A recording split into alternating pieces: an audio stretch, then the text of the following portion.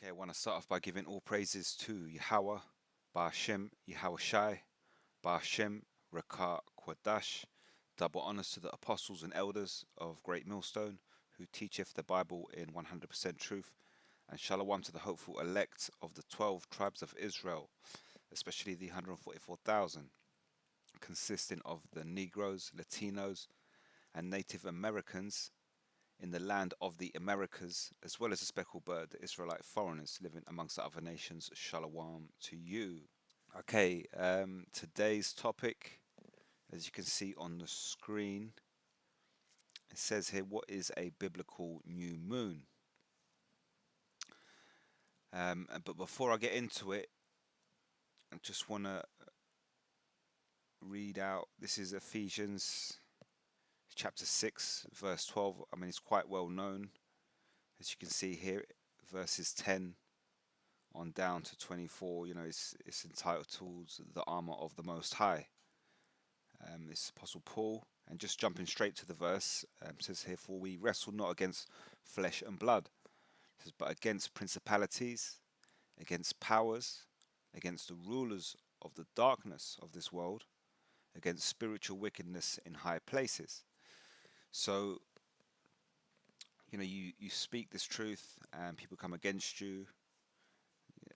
They say that, you know, what we're saying is not true, and, you know, they give you a different version of events, and you look at it on a, you know, physical level. You see these people coming against you,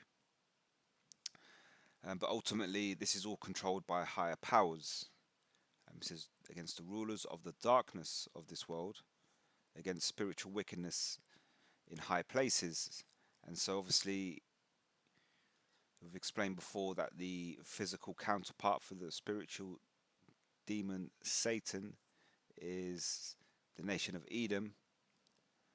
But, you know, you then have other nations and even a lot of the nation of Israel who are up to wickedness and no good. And this is obviously, they're led through that pathway.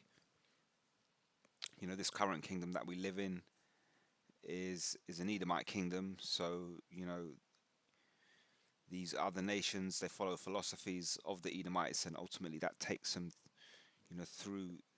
You know, we like you go to the book of Revelation, for example, it says that Satan has been let loose for a little season, and we're living in that little season, starting off with the Renaissance period, and, you know, you had the rebirth of the Edomite empire, or the Edomite people as a nation, and they came back into power. It's roughly 500 years ago. You had a thing called iconoclasm and so on and so forth. So, you know, we know these things are controlled by higher powers. Now, the reason why I'm bringing this out is because, you know, it's been a few days. It's been about I think it's about 9 days now since I managed to do a video. And I had a problem with my desktop. Now, you know, you might remember, or you might not.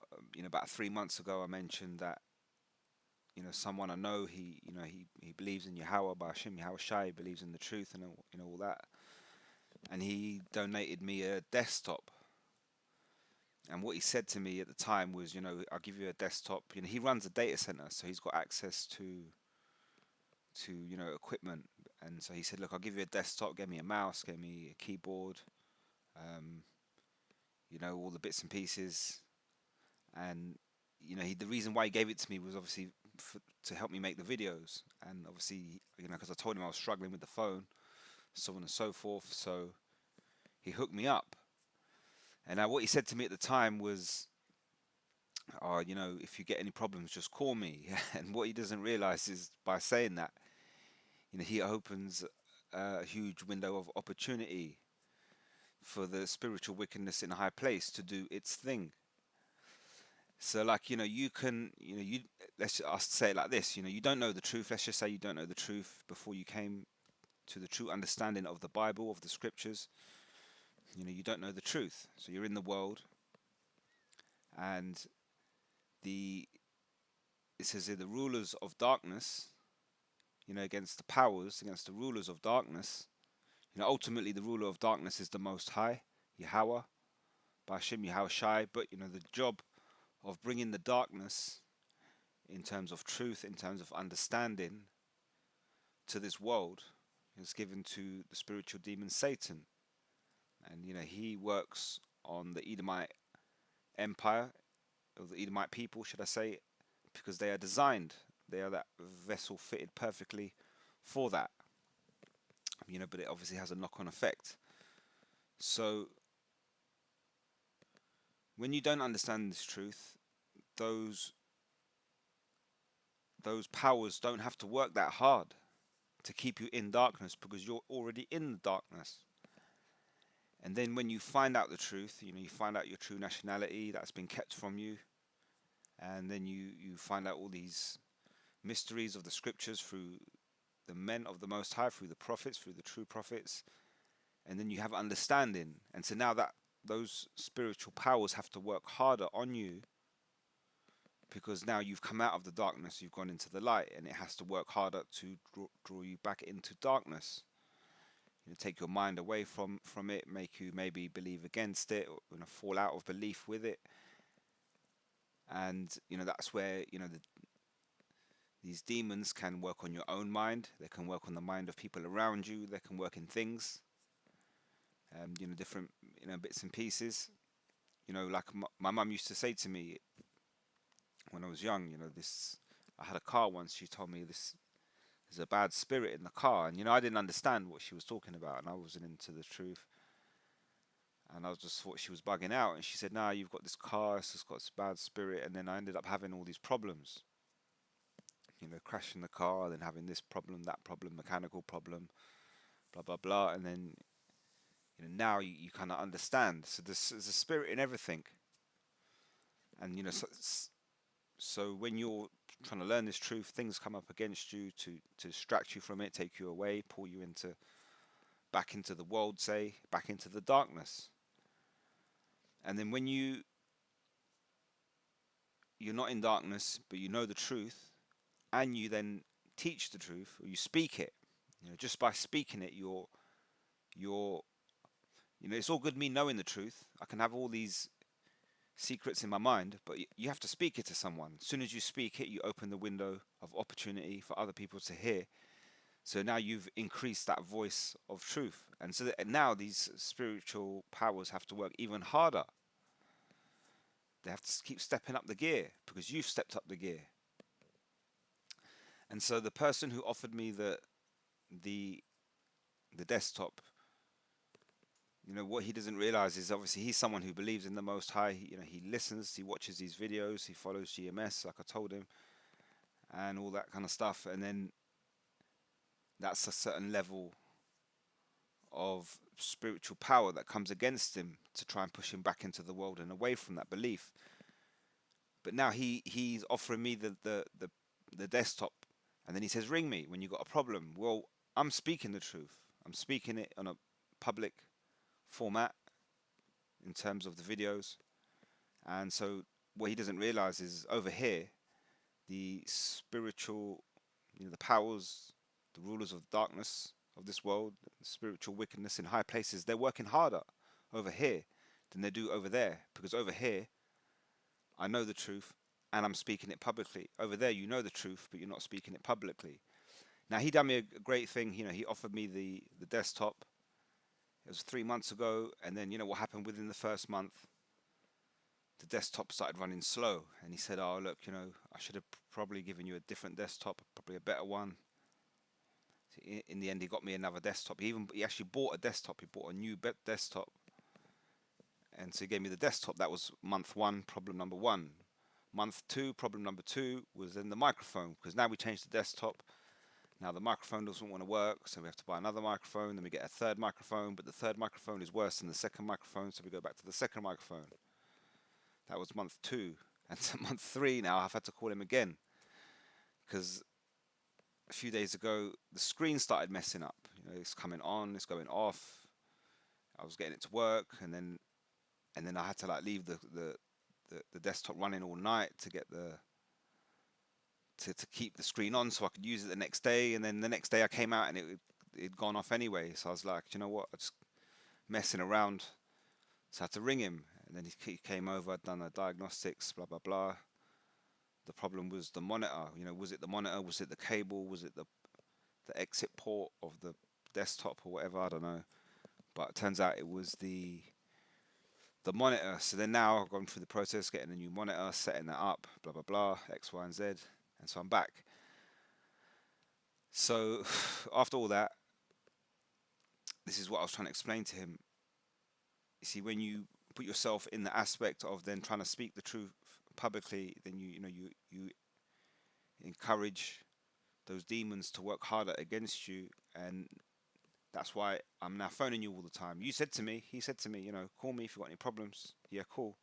But it's been 3 months, and I've had to call you with 3 problems so far. So I really appreciate obviously what he's done. It's really helpful. I've got the technology. You can see it here. I'm using it, but it's back to that. It's back to that. You think like it's like you can see everything, and you go, well, everything's set out and it's perfect, and if I just follow that, it'll all work. And before you know it, things go wrong. And those of you that teach, whether you make your videos, whether you go out on the street, you'll encounter problems.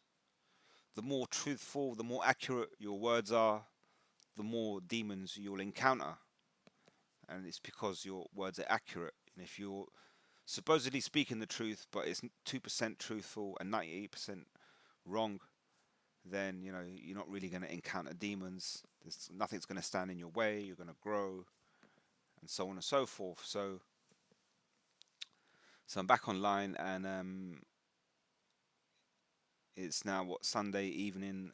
Really, I wanted to do this earlier on. I wanted to do this last night, but I couldn't. I had to get this. I was still messing around with this monitor, so I'm actually a day late. The Sabbath day is just finished. Sundown. Around here it was about 4 o'clock Sunday afternoon. The sun went down, so that was the end of the Sabbath day. Although now it's like 3 o'clock in the afternoon. Sorry, now it's 3 o'clock in the morning. On Monday, I'm actually doing the video which I really wanted to do last night, but it is what it is. And that was this. What is a biblical new moon? It's a hot topic of debate within the scriptures. And what you have to understand is we have a moon cycle, as well as we have the solar cycle. We have a moon cycle, and so you can see the image here, for example. And so when you're on Earth, vision from Earth, you're standing in the middle. That's America actually. So you're standing in Babylon the Great, hoping that the Most High, Yahweh Hashem, Yahweh Shai, delivers you before these missiles come. But in the meantime, between time, you're worried about the Sabbath day, the new moon. Our Sabbath days, our high holy days. The biblical calendar is all dictated by the moon. So before I get into it further, you see, so with this particular article, it's quite short. I'm going to read the whole thing. It's not very long at all. It's just straight down to there. But you look at it from a biblical standpoint. So you got all these people debate. For example, people tell you that the Sabbath day is Friday night to Saturday night. So then, where do you start your week? You start it on a Monday. Just start it on the first of the month. You've got all these different calendars through history. And so, when you look out there today, people will give you all different types of different teachings, and a lot of them are wrong, some of them are right. Biblical new moon, what's it? They put Yahweh, sorry, it's Yahweh, true name, true pronunciation of the Most High's name is Yahweh, but they've put obviously Yahweh Restoration Ministry. So imagine now, you take yourself back. You've got a different realm in your mind. So you go back into the ancient world. You haven't got YouTube, so you can't go online. You can't check with other people. You can't go on Google. You can't check what's the moon cycle at the minute, and so on and so forth. So how are you going to know what's what? Well, you've got the scriptures in front of you, and then you've got the moon up in the sky in the night time. And so, when you're looking, for example, we're on Earth now, vision from Earth, we look into the sky. At one point, we might look this direction. You can see where I'm moving the mouse. And you look at the moon. Now, this particular point, what they're trying to show you is when you look at the moon, you might see this. Nothing. Now, they refer to that as a new moon. You see, some people look at the scriptures, they misinterpret the scriptures, and they refer to this one as the full moon after 14 days. This is a moon cycle, and the word month comes from the word moon, and a month is determined by the moon. The current calendar that they use at the minute, in modern day society, in Western society, doesn't coincide with that. So the new moons do not fall in line with the first of the month or the end of the month or whatever else. So, but like I said, we're going to look at this from a biblical standpoint, and then we're going to look at, imagine what we're looking up in the sky. You're going to look at the sky at some points during the month, you're going to see nothing. At some point, you're going to see this. Okay, they call that, a waxing crescent after 4 days. 7 days, you're going to get a first quarter. 10 days, waxing gibbons. And then, a complete, when you look at the moon, see, when you're looking at the moon here, the sun is somewhere around the orbit on this side of the earth, shining onto the moon. Apparently, this is what they teach. I mean, the scriptures tell you that the moon has its own light. But, we see the moon at this point, fully complete. 14 days, middle of the month. Waning gibbons, 18 days, because it's now starting to get smaller. And then the third quarter, 22 days. Waning crescent, 26 days. And then back to not seeing anything, which is what they call the new moon. Like I say, people who misinterpret the scriptures, they think that the full moon over here is the new moon. Well, we're going to find out what is the new moon. Like I say, you're standing in the wilderness, you're standing in the desert. You don't know what's going on. You got the scriptures in your mind, or you got a Bible on you. You look up and you're trying to work it out, whether you should keep the Sabbath day. And so, back to this, what is a biblical new moon? It says Yahweh, but obviously that pronunciation is wrong. It's Yahweh. It says here, Yahweh, in his wisdom, has given us a calendar in the sky for all to see. It says he uses the sun and moon to establish days, months, years, and also his appointed observances. Genesis 1 and 14. So when you click on these, lo and behold, they're going to take you to the blue letter, which is where, now you can click on the tools. You click on the word. You've got the words down on the left, English. You've got the Strongs, the concordance, and then you can go into pronunciations. You've got the God here, for example. It says Elohim or Elohim. People pronounce it in different ways, and this would refer to powers.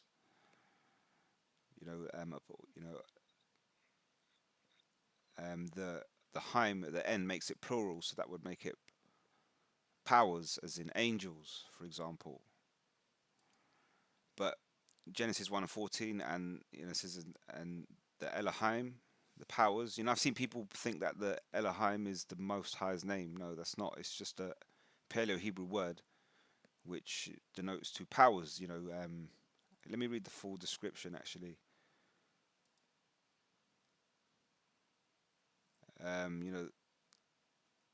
Rulers, judges, divine ones, angels, gods.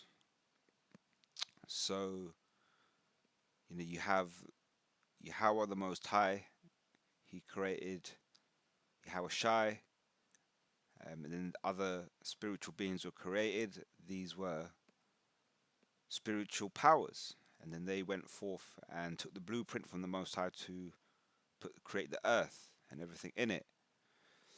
So it says, in the powers said, let there be lights in the firmament of the heaven to divide the day from the night, and let them be for signs and for seasons and for days and for years. So the reason why I just showed you that is because obviously now we know that when we're looking at this article, they're going to give us an understanding based on the ancient Paleo Hebrew or the ancient Greek.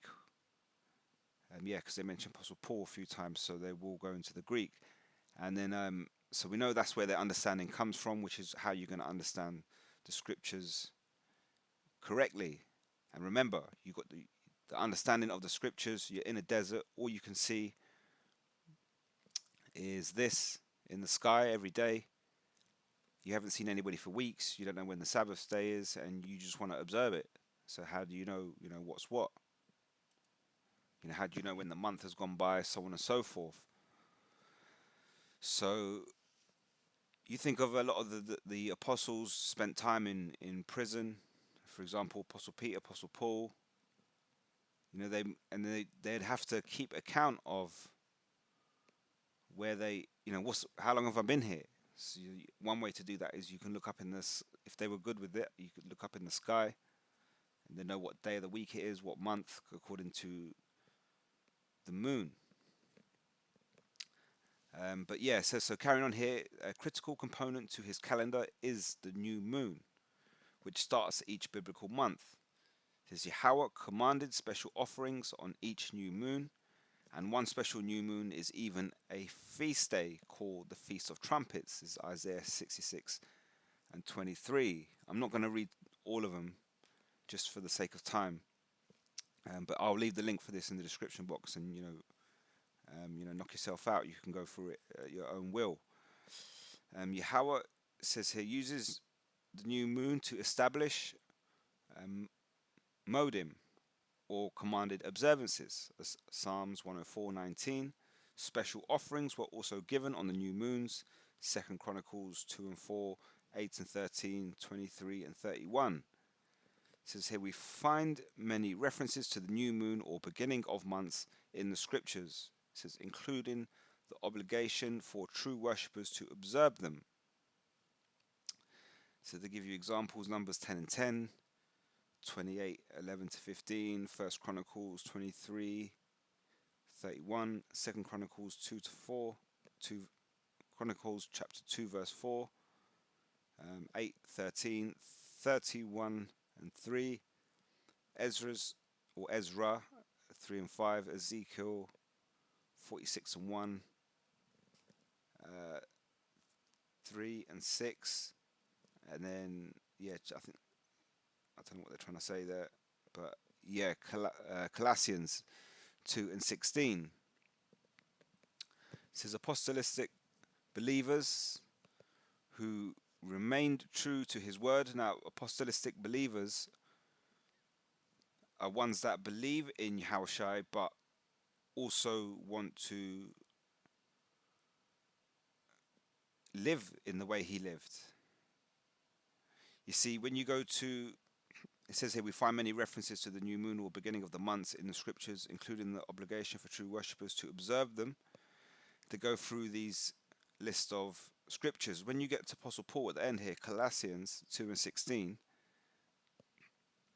he says, let no man therefore judge you in meat or in drink or in any respect of any holy day or of the new moon or of the Sabbath days, which are a shadow of things to come, but the body is of the anointed, of Yahushua. The body is of Yahushua. So what Apostle Paul was saying there was we're all part of the body of Yahushua, and we're pretty much rehearsing the righteous acts that are to come in the kingdom of heaven. At the minute, you can't be saved by law because you've done a piss poor job at following the law. This is what Israel seems to forget, and the Most High done away with you. So people jump to that and they say, well, we don't have to follow the law. But Apostle Paul didn't actually say that, because in other instances, he told people to, you jump to 1 Corinthians, it's chapter 5, verse 7 and 8. It says, purge out, therefore, the old leaven, that ye may be a new lump, as ye are unleavened. It says, for even the anointed, our Passover, is sacrificed for us. Therefore, let us keep the feast, not with old leaven, neither with the leaven of malice and wickedness, but with the unleavened bread of sincerity and truth. So, that word sincerity, see, if you're sincere in the faith, which is going to save you, surely you'd follow as many commandments as you could. Can you grow your beard? Yes, you can. Is that any problem? Is anybody going to really stop you? No, no, it's not. You know, I've been with my woman for 17 years, and I was with her for 10 years. About, yeah, 10, just over 10 years. And then I came to the truth, and then I started growing my beard. I didn't ask her if I could grow my beard. I just grew my beard. Sometimes she says, "Oh, you know, blah blah blah, this, that, and the other. I wish you never had that beard. That you go back to." You know what? It's not your problem. Like, I'm not you. You got to deal with it.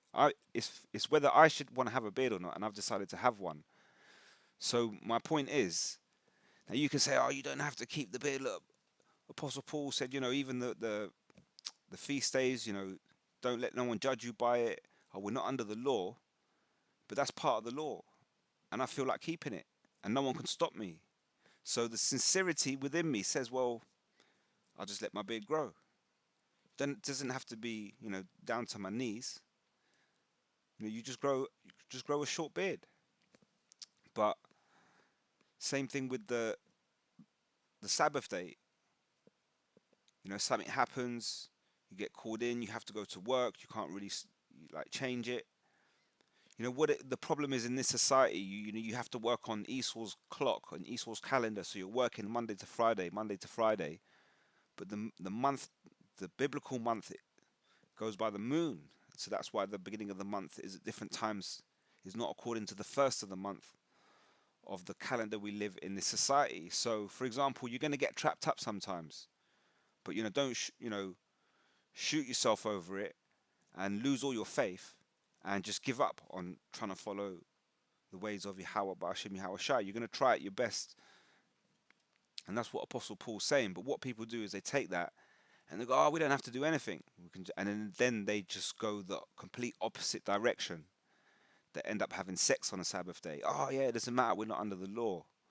So you know, how is it you're trying to fine tune your connection with the Most High, but you're going to go and have sex on a Sabbath day, on a day where you're supposed to keep yourself clean and holy? It doesn't make sense. And if I'm sincere in this thing, and I want to be fed through the Spirit, you know, surely I should, you know, try to do the right things, and you know that would encourage it, you know, that type of spirit upon you. That's why you become an apostolistic believer, someone who believes in it. Yeah, you know, Yahushua said, just have faith that I'm coming back, and that small grain, you know, will be enough. But automatically, you're going to want to then follow the as many customs as you can. You can't follow them all, but you know, you can't have a certain things you just definitely can't do in this society. But obviously, certain things that you definitely can do, you definitely have control over. So you definitely have a control over whether you commit adultery, whether you sleep with someone else's wife. You know, how do you think I feel? So if the Most High gave me a woman, he gave me a woman that's not been with another man. So I don't have to commit adultery every time I have sex. So what happens if I just go and find another woman? And so now what am I doing? So the Most High is going to say, what, that clean woman wasn't enough for you. Now you chasing these dirty women that have, and you're committing adultery at the same time. You could put me to death for it. And I could say, oh yeah, but I thought we weren't under the law. Well, it's too late because now you're in the spiritual realm. So you know, you kind of got to, you know, use your brain a little bit on it. Some certain things you can definitely avoid. So you know, go with it. And certain things are out of your control. You know, don't lose faith over it. But it says here, apostolistic believers who remain true to His word continue to honor new moon days as well as observe feast days in the New Testament. Acts 18 and 21, 27 and 19. So that's what we do now. You know, Acts is repeating again in the time that we're living in. This is Apostle Paul says, but bade them. So it says here, when they desired him to tarry longer time with them he contested not, but bade them farewell, saying, I must by all means keep this feast that cometh in Jerusalem, but I will return again unto you, if Most High will.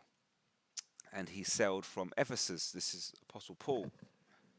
And when he landed at Caesarea and gone up and saluted the church, he went down to Antioch. So he's saying, look, I've got to go. I have to follow, I've got to go to Jerusalem for this feast that cometh. Like I say, when you go back to Colossians first 2 and 16, and then people say, oh, let no man therefore judge you in meat or in drink or in respect of any holy day or of the new moon of the Sabbath days, which are a shadow of things to come. Oh yeah, we don't have to follow the law. We're just practicing. And if, like I say, the same way you can have a small grain of, a mustard seed of faith, what that can do is it grows into a lot. And you have that little faith and you allow yourself to believe, then the Spirit can feed you, it can sup with you. You can't do that if you don't believe. So that little faith grows to a lot. But it's the same on the other aspect. If you start to go, well, I don't have to do that, I don't really have to do that, I don't really have to do that, and before you know it, you're going to be like a slouch. So keep yourself, it's like a man that retires from being an athlete. He keeps himself in the gym, he keeps himself trim, he's not working out as hard as he was when he was a professional athlete, but he's going to get up every now and again and go gym, do this, do that, and keep himself in trim. Okay, we're not at that full aspect where we can follow the law, like an athlete that's just, going hard at it. However, we can at least keep ourselves trim. But yeah, it says here further, we learn from Ezekiel's prophecy, 46 and 3, that new moon days will be kept in the coming kingdom. It says, the people of the land shall also worship at the doorway of the gate before Yahweh on the Sabbaths and on the new moons. It says, make no mistake, the biblical admonition to observe the new moon as a special marker in the biblical calendar is not a pronouncement about worshipping the moon itself. Yahweh prohibits worshipping any celestial body, and beware lest you lift up your eyes to heaven and see the sun and the moon and the stars, all the hosts of heaven, and be drawn away and worship them and serve them, those which Yahweh your power has allotted to all the peoples under the whole heaven. It's Deuteronomy 4:19. It says, and at the same time he commands us to watch and observe the new moon each month, so we honor and follow his unique calendar and the setting of his special holy days. Very plain and clear. And don't forget, when we look up now in the sky, this is what we see. We're not going to worry about what we can find on Google. We're not going to worry about going on YouTube. We're not going to worry about going to the shop to buy a calendar. But which calendar are we using? When does the first, when does it all start? When does, if you keep a Sabbath day, when does the week start? You've got all these feast days, when does it all works around the new moon. But when is that's then when you ask, when is the new moon? Because this is when people debate, well, the new moon's here. 0 days. Well, people say, well, no, the new moon's here. And so we're going to have a look. So it says here, what constitutes a new moon? It says, what exactly is a new moon according to the scriptures? So the Jewish calendar creates some confusion because it uses the conjunctions of the moon, Hebrew malad, in setting the beginning of each month. Also somewhat confusing, it says a certain verse of scripture seems to equate the new moon with the full moon. So if you are baffled about what the new moon is, we hope this study will settle the issue for you. And like I say, if you at a point where you take the scriptures as your main source of information, then you then understand that you, to get a better understanding, have to understand the scriptures in the Paleo-Hebrew, or the ancient Greek. You have the Assyrian, you can understand it in these, you know, you don't have to be fluent, but for example, you use the blue letter. That's a tool that can help you get the true understanding. You know, when you're reading it in English, you're not going to get the true understanding, and that's why people are baffled as what the new moon is. So from that standpoint, you know, they're going to explain it to you. So let's first look at the astronomical conjunction. It says a lunar conjunction is when the sun, moon, and earth are directly in line. Because the sun is behind the moon, no sunlight is reflected from the lunar face. It says the moon is a total blackout during a conjunction. No part of the moon can be seen in an astronomical conjunction. So, you know, when you go here, for example, you see this. An astronomical conjunction is when you can't see anything.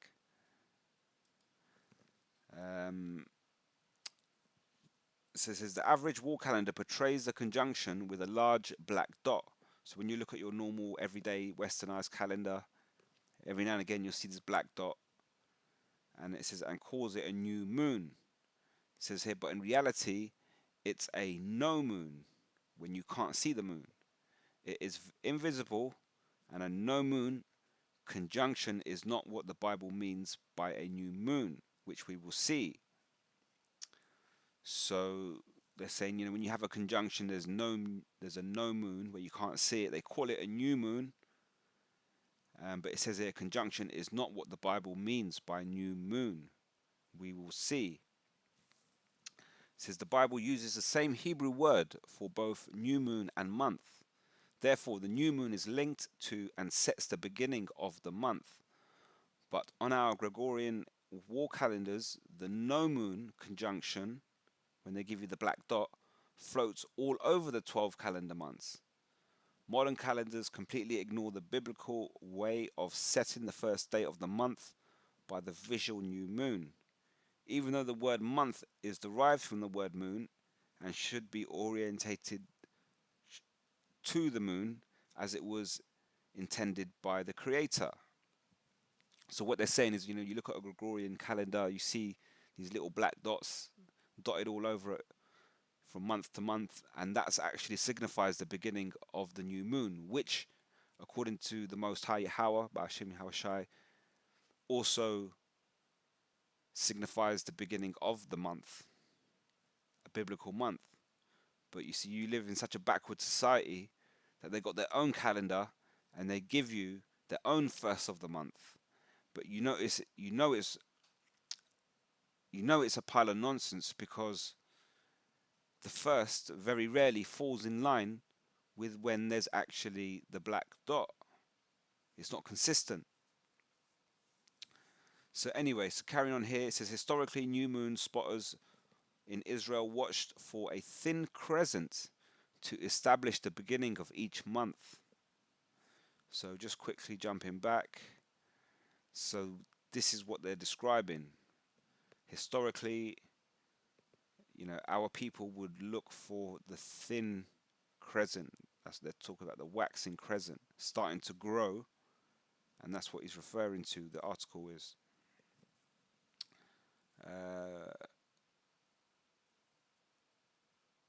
So historically, new moon spotters in Israel watched for a thin crescent to establish the beginning of each month. It says once seen, they reported their sighting to the calendar court authorities of the Sanhedrin. It says note what one authority says. Originally, the new moon was not fixed by astronomical calculation, but was solemnly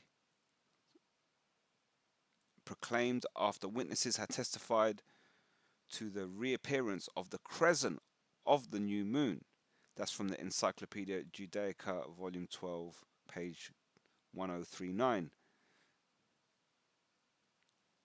The switchover from watching for the first visible crescent to calculating conjunctions to determine the month's beginning came with Hillel II's calendar revisions in the 4th century CE. This is by the middle of the 4th century, the sages had established a permanent calendar, and the public proclamation of the new moon was discounted. It's going by the calculated lunar conjunction contradicts the command in Deuteronomy 16 and 1. Observe the month, Kodesh, new moon. You can see it there where where I highlighted Kodesh, Deuteronomy 16 and 1. Observe the month, Kodesh, new moon of Abib, and keep the Passover. It says here the word observe in the Hebrew is Shema,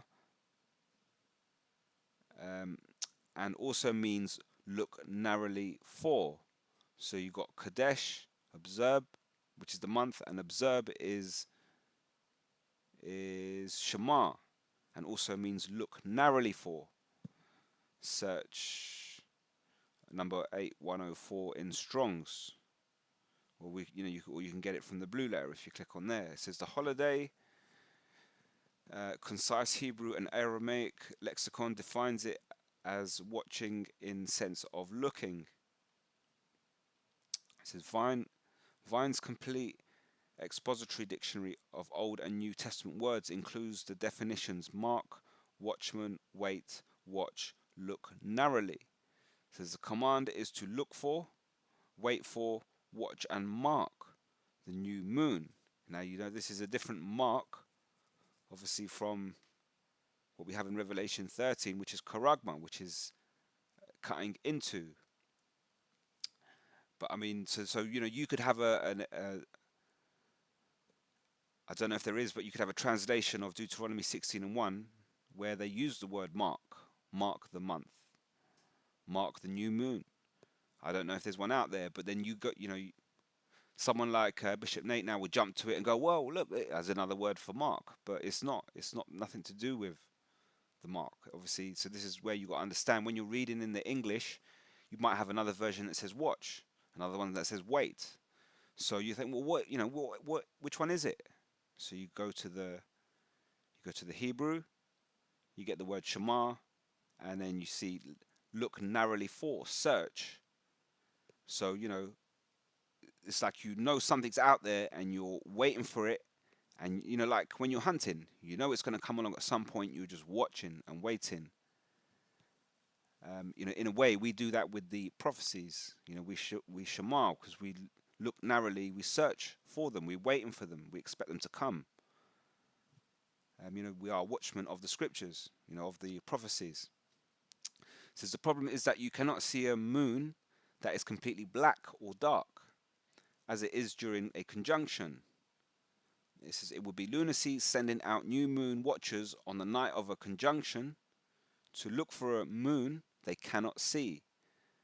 To visually confirm the new moon, there must be something to identify.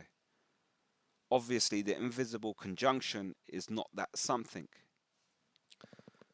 So when you go here, they're saying the new moon can't be here because you can't actually see it. But then some people say the new moon's there, but they're completely wrong. So where's the new moon? It says scroll up a bit, another predicament is created by the use of the conjunction, because during the period surrounding the conjunction, there are as many as 2 or even 3 nights when no moon is visible. This leads us to wonder which 3 invisible moons we are commanded to look narrowly for. On which of 3 invisible starting points does the month begin?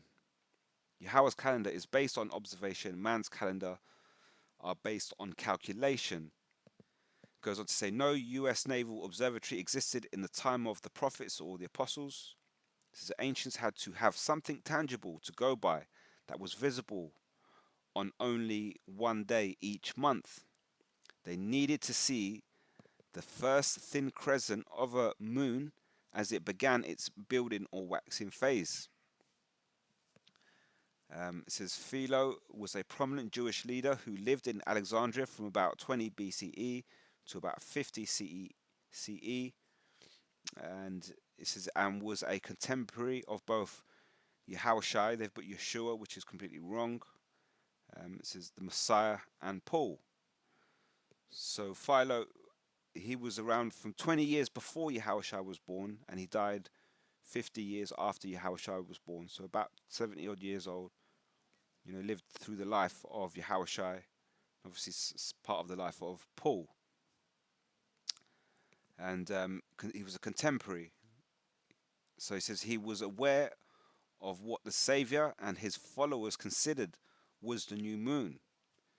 In his treatise on the special laws, Book 2, 1141, Philo discusses the biblical observances. Note how he describes the new moon. Is that which comes after the conjunction. Now don't forget the conjunction is the part where it's dark. It says which.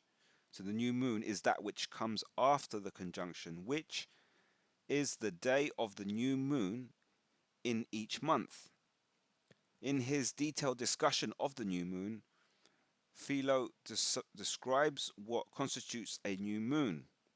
At the time of the new moon, the sun begins to illuminate the moon with a light which is visible to the outward senses, and then she displays her own beauty to the beholders.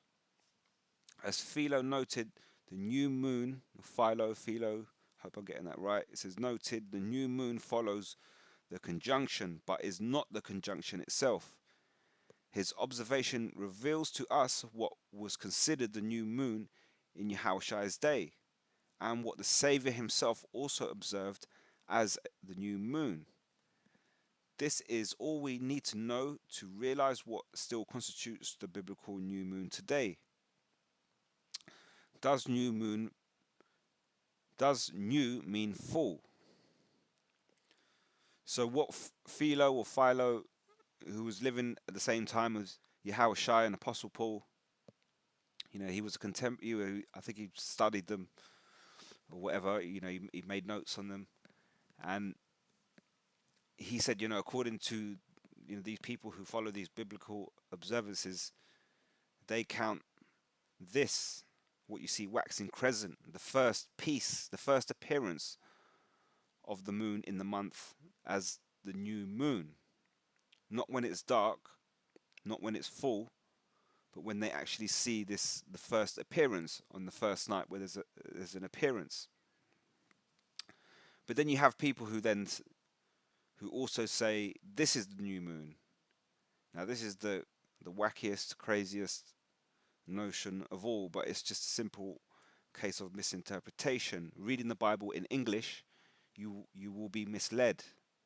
To understand it properly, you need the Paleo-Hebrew or the ancient Greek, sometimes the Assyrian, which is similar to the Paleo-Hebrew anyway.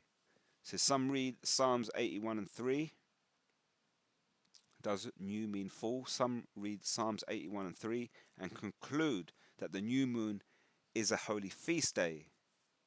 And also because of mistranslation that the new moon is the full moon and not the first light of the moon. The KJV reads, blow up the trumpet in the new moon in the time appointed. On our solemn feast day, time appointed is the Hebrew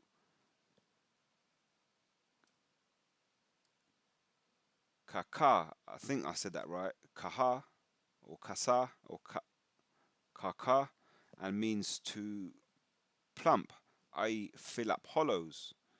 Zvine's complete expository dictionary of Old and New Testament words. This appointed time is a full moon totally filled with light on which a solemn feast day occurs.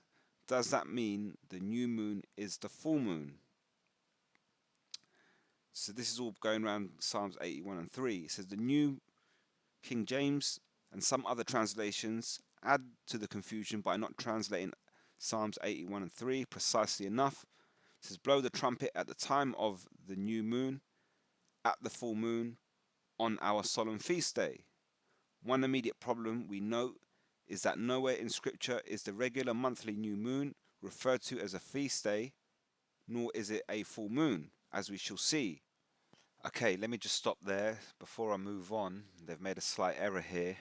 Just reading that statement again, they've written here 1 immediate problem we know is that nowhere in scripture is the regular monthly new moon referred to as a feast day, nor is it a full moon, as we shall see. Now, so the point of the video that I'm bringing to you is to show you about the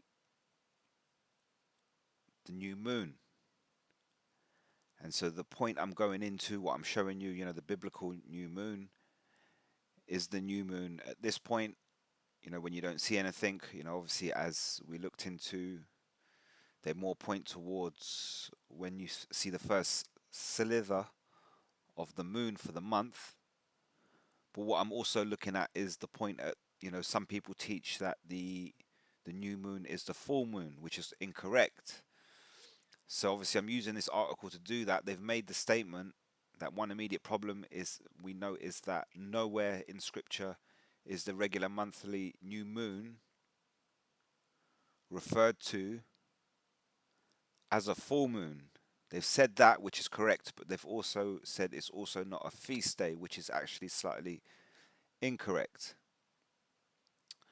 And the thing is, they actually mentioned it. So when they what they're doing is they're using the ancient Hebrew language to get a good understanding. But what they've made a mistake there is in terms of referencing certain scriptures. So they mentioned it here, Numbers 10 and 10. And we jump to that. That's Numbers 10 and 10. Also in the day of your gladness and in your solemn days and in the beginning of your month, ye shall blow with the trumpets over your burnt offerings and over the sacrifices of your peace offerings, that they may be to you for a memorial before your power. I am Yahweh your power. So you've got the Feast of Trumpets. It says, well, I'll read it again. Also in the day of your gladness and in your solemn days and in the beginnings of your months. That's what we're talking about, right? It says, ye shall blow with the trumpets over your burnt offerings and over the sacrifices of your peace offerings. And on top of that, you could go to Amos chapter 8, verse 5. It says here, speaking of the children of Israel, at one point we saw these laws and commandments as a chore. So we followed them, but we did them, begrudgingly. And, ultimately that's why the Most High, got fed up of us. And that's why, people out here today, pushing law, law, law. They're missing a big part of the picture. But Amos 8 and 5 says, saying, when will the new moons be gone? This is, how the children of Israel, their attitude towards the law, that we may sell corn, and the Sabbath, that we may set forth wheat, making the ephah small and the shekel great, and falsifying the balances by deceit. So they basically pretty much wanted to get on with business, which you couldn't do on the Sabbath, you couldn't do on the new moon.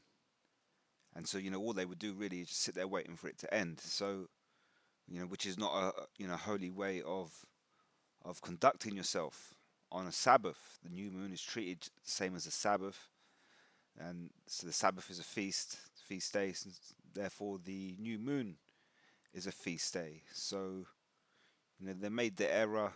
So they mentioned Numbers 10 and 10, which shows that the new moon is a feast day. However, they've thrown it in here. Where was it? One immediate problem we note is that nowhere in the scripture is regular monthly new moon referred to as a feast day. Well, I just read it to you in Numbers 10 and 10. So they've made an error with reference into that particular scripture, and they've thrown in that unworthy statement. However, they've gone on to say, nor is it a full moon, as we shall see. Now, obviously, that's what I'm here to show you, that the new moon is not the full moon. So that's obviously continuing along the line of what we're talking about. However, they've just thrown in that spanner Oh, by the way, yeah, the new moon's not a feast day. Actually, you got kind of got that one a bit wrong because you got numbers 10 and 10 up there. So just wanted to point that out. But carrying on, it says other translations clear up the problem by showing two contemporary difference and separate observances in this verse. Sound the ram's horn at the new moon, and when the moon is full at the day of our feast. That's in the NIV. In Psalms 81 and 3, Yahweh is speaking of a new moon as well as another observance or appointed time that comes at a full moon. During each of these separate times, the trumpet was to sound. The Hebrew, in fact, reveals two distinct clauses in this passage, making a definitive division of thought. The first is the trumpet as applying to the new moon. The second is a trumpet as it applies to a solemn feast day, which is a biblical definition different from regular monthly new moons.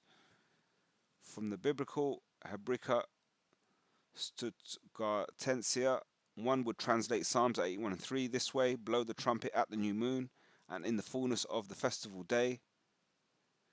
The interlinear NIV, Hebrew, English, Old Testament also makes a differentiation between the two clauses of verse 3: sound the ram's horn at the new moon and when the moon is full on our feast day.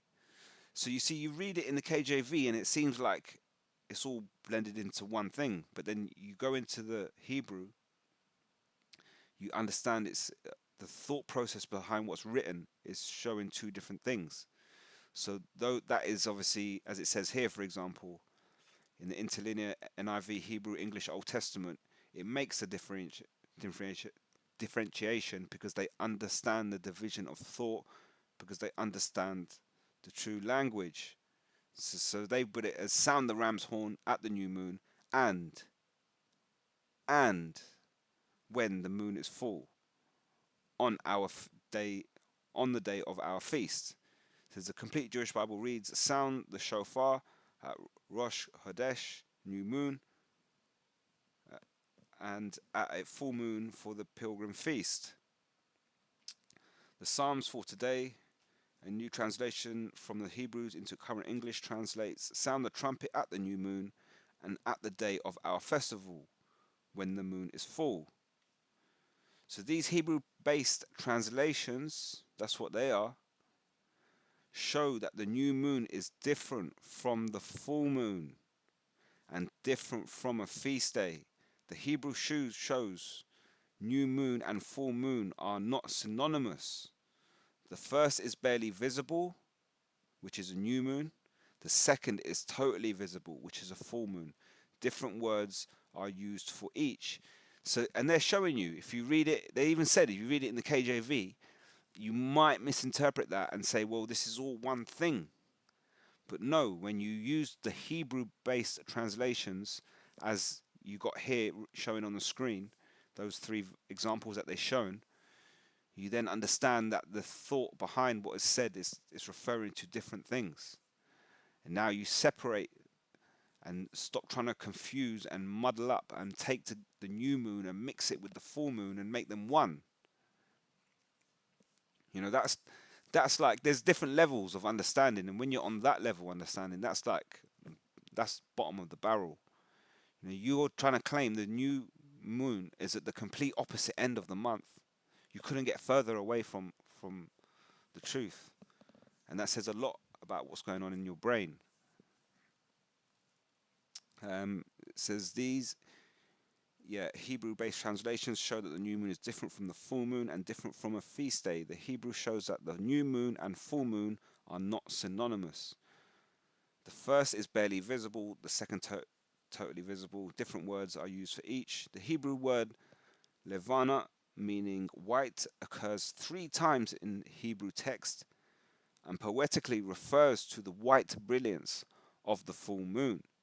To see here Songs of Solomon 6 and 10, Isaiah 24 and 23, and 30 and 26. It says, and the Hebrew word kehesh, meaning fullness, is twice translated full moon. Psalms 81 and 3, Proverbs 7 and 20. Then you've got Kodesh, on the other hand, refers to the new moon and is never used for full moon. So this is what people don't realize. They read the English and they just get muddled up. You're living in Babylon. It's a confusing society. The language of Babylon is what? It's English. So how you think you're going to get somewhere by speaking the English and reading it in the English? You know, yeah, we speak English. I grew up speaking English. I know it better than any other language because I've spoken it for so many years. But I understand. If I want to understand this book properly, I have to go to the language it was written in. And it's just as simple as that. You buy something from the store and you know you've got different, like you've got the English instructions, you've got the Chinese instructions, how to put it together. But then what it is one set of instructions, but in different languages. Now I don't know because I can't see all those languages, but for all we know, you know, one of those languages could detail the job better than the others. You buy something, you open it up, it's got the instruction book. Like IKEA, you buy furniture from IKEA, you get it home, they got the Chinese writing, they got the Indian writing, they got the English one, they got the one from Denmark, they got one from Poland, one from this, whatever country you're from, you can read the language. But you're telling me they say the same thing? They don't, because they have different words in their languages. So sometimes some of those instructions aren't getting the picture across. Imagine if you could speak Polish and English and you get the instruction manual and you might look at the Polish and go, okay, I understand kind of what's happening. But then you read the English version, you go, oh, yeah, it makes more sense. So that's probably because it was originally written in English. And it's the same thing with the Bible. Um, yeah, carrying on, I'll start again for this paragraph. It says the Hebrew word Levana, meaning white, occurs 3 times in the Hebrew text and poetically refers to white brilliance of the full moon. And the Hebrew word Kehesh, meaning fullness, is twice translated full moon. So Kodesh, on the other hand, refers to a new moon and is never used. So they never use the word Kodesh wherever it says full moon, because it actually means new moon. It says counting backward from the full moon. Some postulate that all that is necessary is to wait for the full moon, which is, when it's in its complete circle, complete fullness, Levana, full whiteness, brilliance, or Kehesh, meaning fullness in the Hebrew. Some people say, well, wait for that and then just count backwards, and now you know where the beginning of the month is. First, such a method ignores scriptural mandate and practice. Why would one need to narrowly look for and diligently search for a full moon? A full moon is in plain sight. A full moon is in plain sight all night long. So why do you have to diligently search for this moon if it's big and bright and full? Second, by this reckoning, there would historically have been no need for special moon watchers to search the evening sky and report their findings to the Sanhedrin. Third, those moons immediately preceding and following a full moon have nearly full illumination and are difficult to distinguish from the actual full moon without side-by-side comparison as an expert discerning eye. This is not the case with a new moon crescent, as is that is either seen or not seen, as by shepherd boy like David out of the sheep fields. So what they're saying is, for a new moon, it has to be significant, like a significant thing. So to have like a full moon and then just after that, the day after, it's a little bit smaller, or the day before it was a little bit bigger, or it was growing to that fullness, and then you can't. It's hard to tell. So really, it makes sense to have the new moon, the beginning of the month, at a point where it's very clear to see a differentiation between what you saw the day before. Fourth, and they're using David as an example, in the fields with the sheep. Fourth, the astronomical full moon does not consistently fall at the exact midpoint between two lunar conjunctions. The full moon may follow the lunar conjunction by as little as 13 days and 21 hours 53 minutes, or by as much as 15 days 14 hours and 30 minutes. So the middle of the month, the full moon, doesn't always fall in a consistent pattern with the conjunction, which is when there's no moon. It says that is why months vary in length between 29 to 30 days. This anomaly is because the moon's orbit is not perfectly circular. It goes on to say, fifth, this method is based on the conjunction, which we have shown is not the scriptural new moon. They're saying, how do you diligently look for and search for no moon? It has to be something that you search for. And that's why they're saying the first slither of the moon, the appearance, that's what you search for. When you see that, technically that's the new moon. And obviously that's what Philo observed at the time of Yahushua, when Yahushua was alive. It says, consequently, determining the new moon by counting backwards from the full moon is anything but scripturally ordained, and at times quite inaccurate, and in one special case doing so would even be out of the question. The Feast of Trumpets itself, a new moon, and the first day of the 7th month would be 2 weeks past by the time the full moon arrived, and a backward count is made. So you just can't wait for the full moon and count backwards. So now you have the scimitar or scimitar shaped new moon. Just so you know what that means.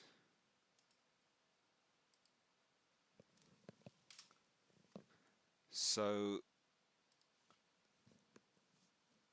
I can't pronounce it. It's scimitar.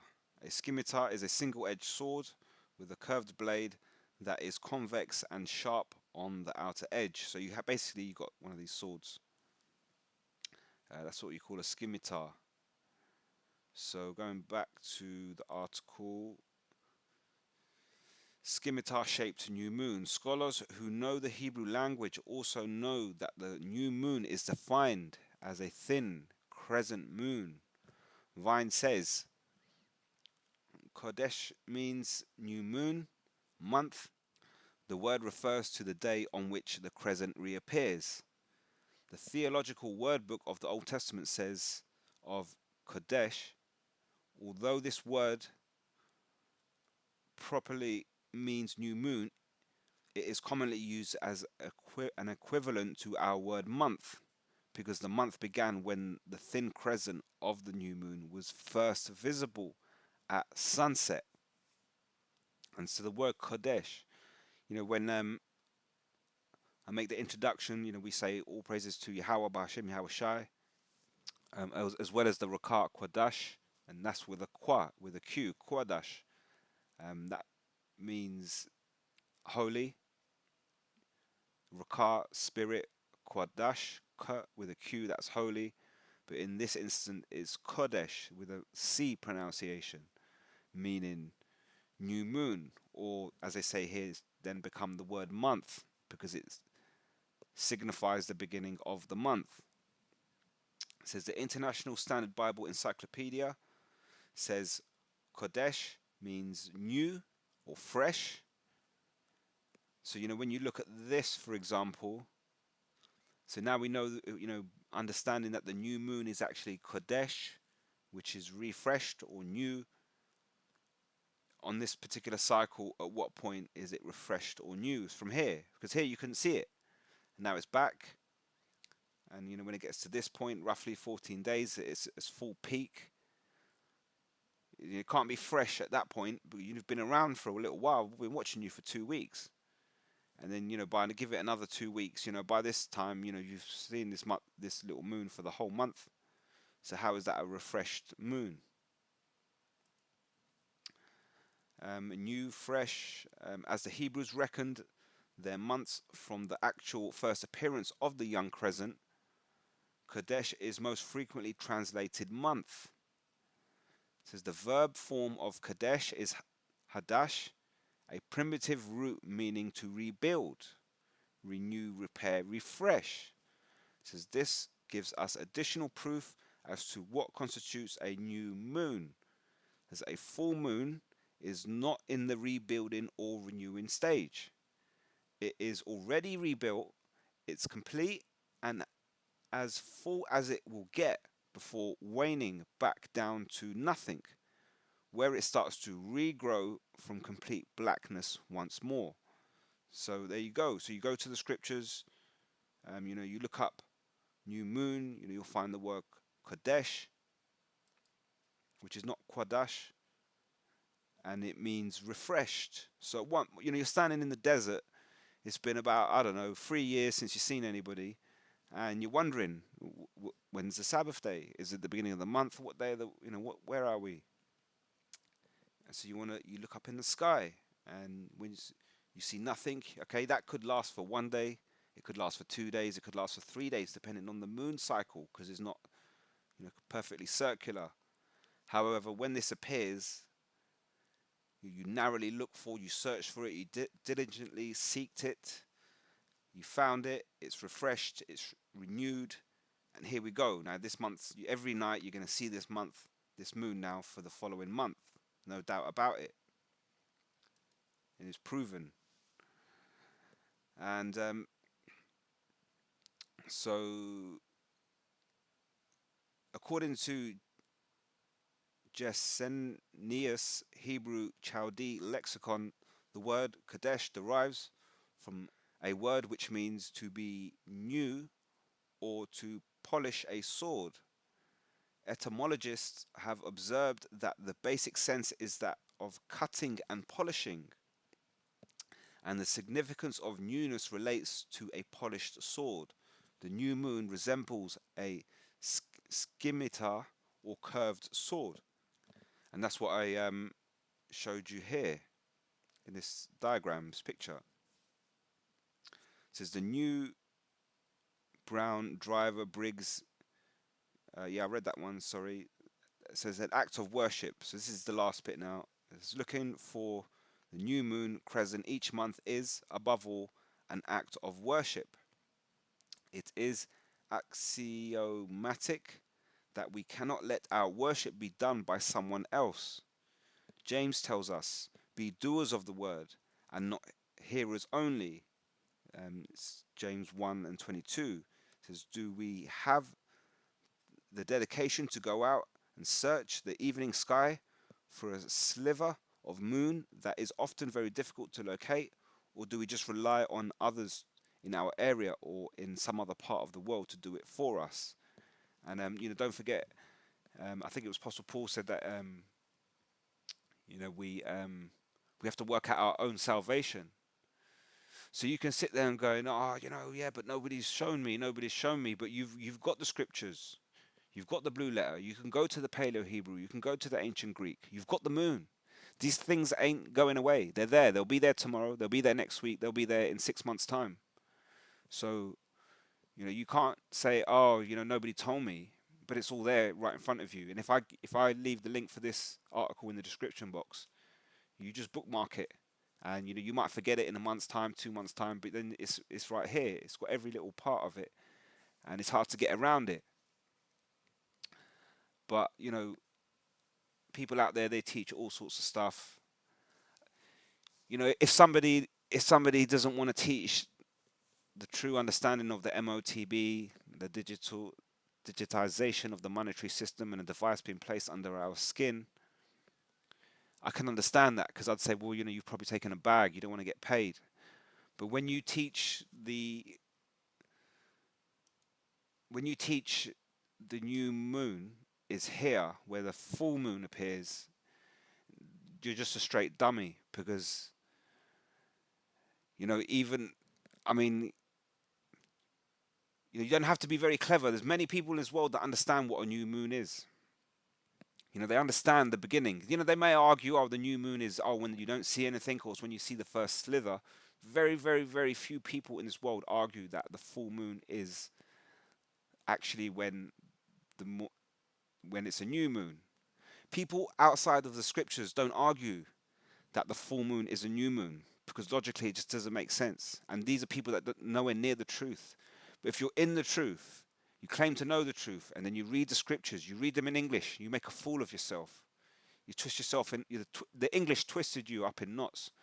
And now you've come out and you said, oh, the new moon is when the moon is full.